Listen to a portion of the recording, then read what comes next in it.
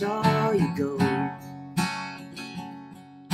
a boat ride, on a boat ride. And oh, I hate to see you go. I act like I don't mind. No, I don't mind.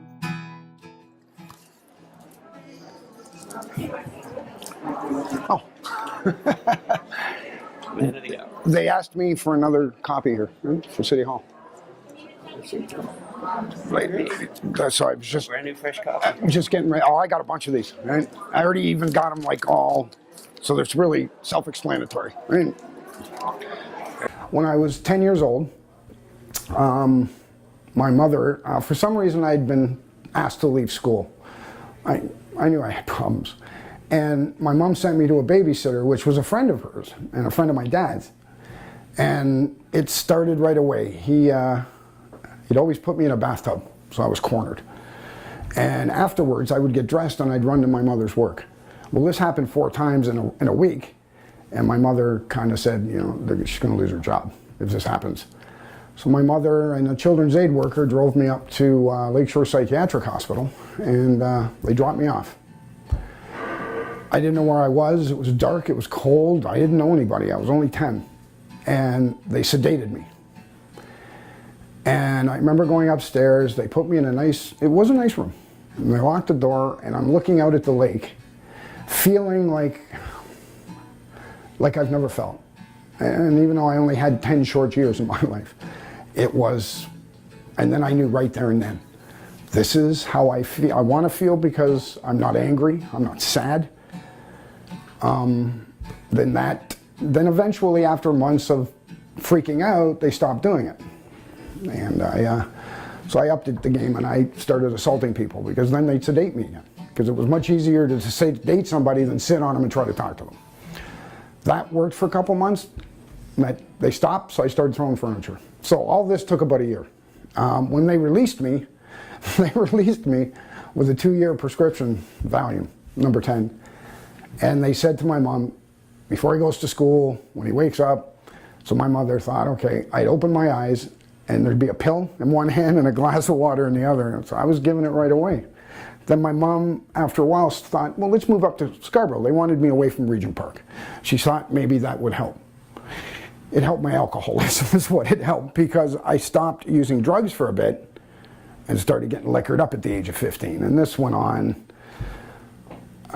And then I found heroin and cocaine, and then the booze was not a big thing. And it just went from there. And all the things in my life, every decision I made, every counter decision I made was drug fueled or alcohol fueled. It was never by a sane person. And this went on for 35 years. Hello, everybody. I'm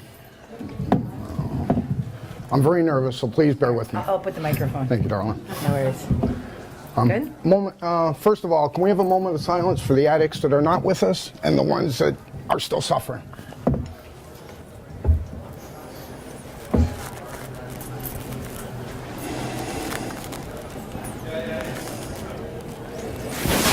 Thank you.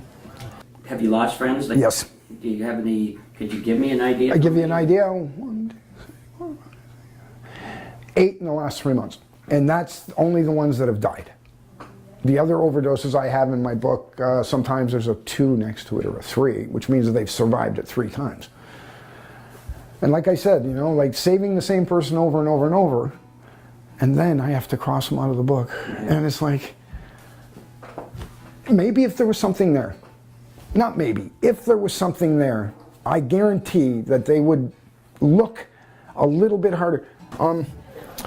I'm here to speak on the stigma that I've experienced in my life myself. And at one time, when I moved to Guelph, I was still using.